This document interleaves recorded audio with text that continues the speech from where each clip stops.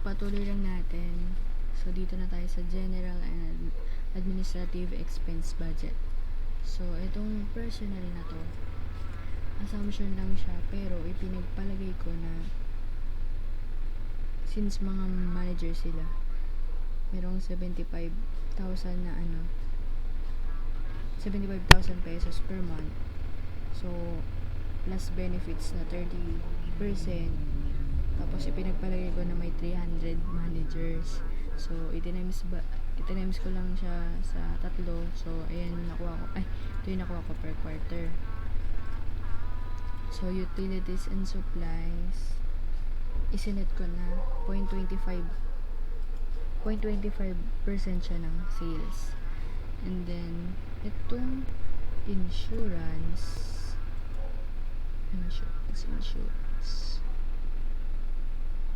yun, binasi ko lang siya din doon. And then yung renta, base nga dun sa non-cancelable lease payment nila. Transportation ay 0.15% ng sales sinet. And then research 0.3% ng sales, which is 51,600,000. And then yung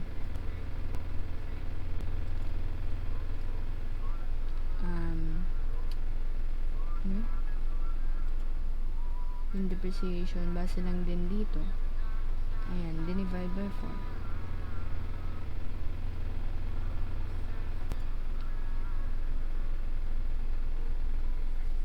So, inad lang, ito yung kinalabasan. So, since may depreciation, minus ulit, ito yung mga babayaran nila para sa general and administrative expense. So, magre-reflect ulit ito sa cash budget. So, since tapos na tayo dyan, punta na tayo sa cash budget. So,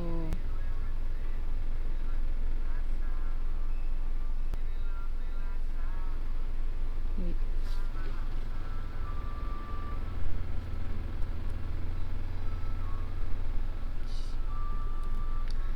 So, ito yung cash budget. So, cash collections from sales. So, ito yung mga pinroject natin, kikitaan natin bawat quarter. So, tingnan natin. Ayan sila. And then, isinet natin yung payment scheme na 70% ay makokolekta kada quarter, and then the rest, 30% ay makokolekta following the year. So, ito yung projected sales revenue nila sa first quarter. So, kunin natin ang 70% niya. So, ito yun. And then, since hindi siya 100%, ibig sabihin, yung 30% galing siya dun sa last quarter nung So, ito, assumption lang to. So, ayun, 30% nito, 30% nito, makukolekta pa siya sa 2015. So, ayan, inad. Sa isang buong quarter, makakatanggap tayo ng cash. Ito. And then, ganun din yung ginawa. Sa second quarter, ito. Second quarter, times natin by 0.7, ito, kalabasan. Then, itong first quarter, hindi pa nakokolekta yung 30% niya. So, second quarter pa siya makukolekta. So, times 0.3. Ganun din dito. Ito, times natin by 0.7, 70%. Then, ito, hanapin natin yung 30%. Ganun din dito. And then, ito, 70%. So, hindi pa siya 100%, no? So, meron pa tayong receivables. Basta, yung receivables natin, 30% na to. So, makukolekta pa natin siya next year. So, punta naman tayo ngayon sa raw material. So, ito yung mga cash receipts. Ito yung mga disbursement. So, kasi lumabas na pera, cash payments for raw material. So, pinagpalagay natin na 50% ay mababayaran natin sa quarter na yon, at ang sa susunod na quarter na lang natin babayaran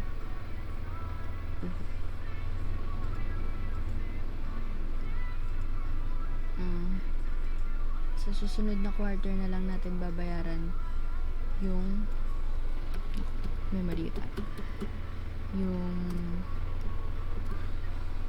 yung another 50%. So, ayun, punta na tayo. So, base sa raw materials, ayan, yun yung mga babayaran nila. So, ayan, 50% nito, and then syempre hindi siya 100% yung yung nabayaran natin. So, yung another 50% ay yung itong another bayarin na to is from the last quarter ng 2014. So, yun, 50% siya. Yun. Ito, 50% din siya since di pa na-kompleto yung 15%. Ganun din. Ito, ganyan. Then, yan.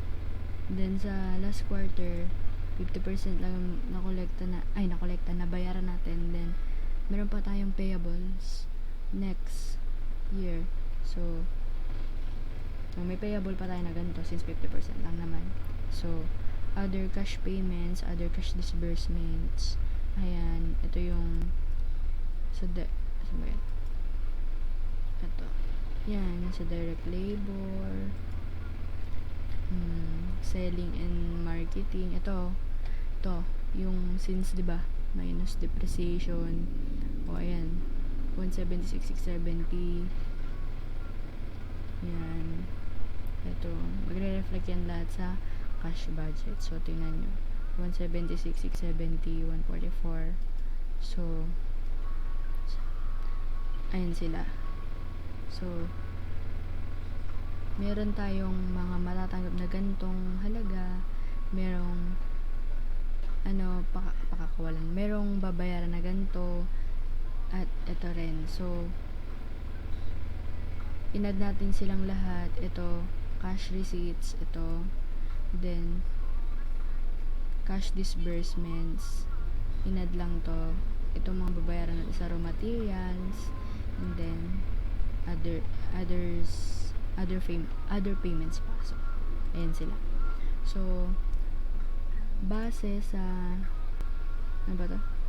base sa kanilang balance sheet, tingnan natin ang kanilang balance sheet. So, meron silang cash na 579,917,000. So, ito siya. Ayan siya. So, yan, may cash receipts tayo. So, add natin tong dalawa minus ito. Then, itong minus pa itong mga ibang bayarin na to. So, itong payments of short-term borrowings, ito yung mga talagang humihiram talaga yung bawat corporation para syempre ma-cover yung mga expenses nila sa manufacturing or in producing their product. So, kita natin, no, ito yung mga lumalabas sa pera. So, ipinagpalagay ko na lang na at least 1.5 billion humihiram sila. Short term lang yun. Babayaran rin nila yan sa isang ng period na yun. And then, itong long-term borrowings ay binase rin dun dito. Ito 144. So, meron silang long-term debt na binabayaran kada taon. So, puntahan natin yung notes na yun. Okay.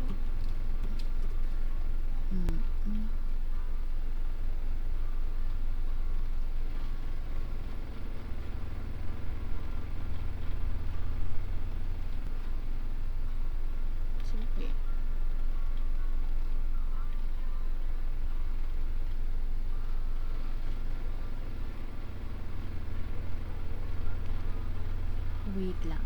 Hanapin natin.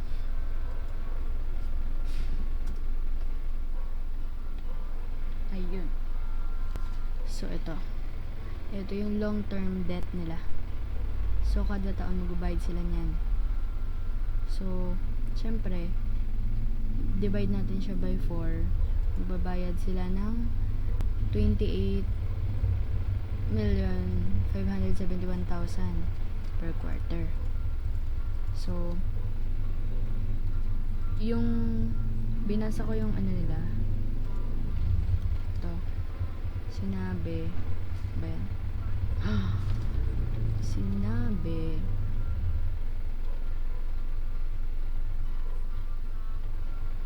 3 to 6% yung mga interest ng short term, and then yung long term, yung maturities plus PDSTF na rate or BSP overnight rate. So, nagbasa na lang ako sa BSP overnight rate kasi hindi pa to available. So, kinalabasan, ito, 3% ng short term borrowings, and then ito 4% nung long term. So, since yung BSP overnight rate ay 4%. So, ayun. So, add natin sila. Ito. So, ito yung balance sila bago pa man makahiram ng pera. So, at least nagme-maintain tayo ng 500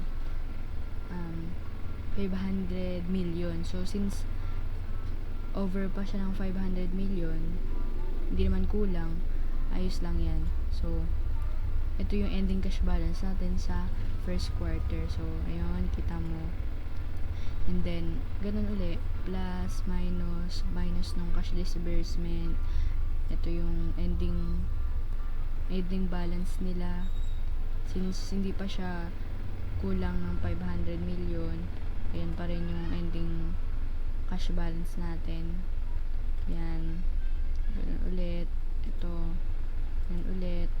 Tapos, itong income tax na to,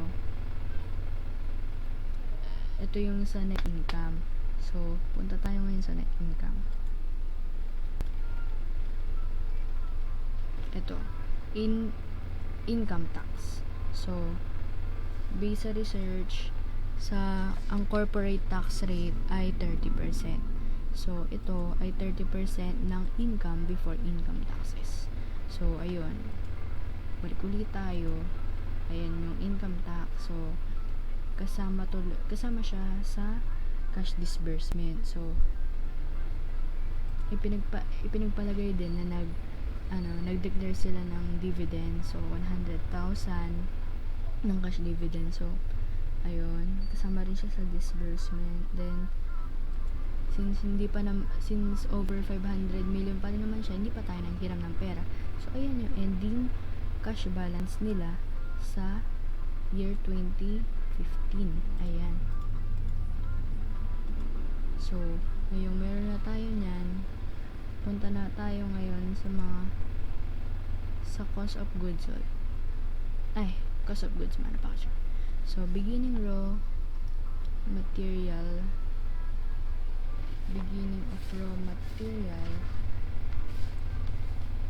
ito yung balik tayo dito. Ito yun, raw material, ito, diba? Ito yung beginning, ito times by 200, tapos ito times by